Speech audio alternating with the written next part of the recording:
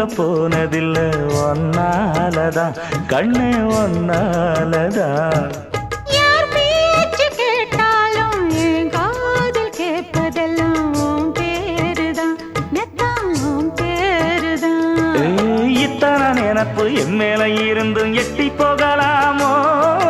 கட்டுப்பாடு இருந்தும் கட்டிக்கு முன்னே ஒட்டிக்கொள்ளலாமோ?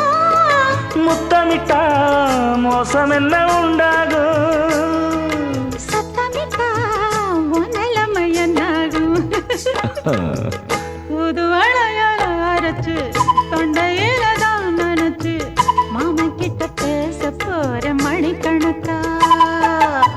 தூண்டாமணி விளக்க தூண்டி விட்டு எரிய வச்சு ஓ முகத்தை பார்க்க போற நாள் கணக்கா.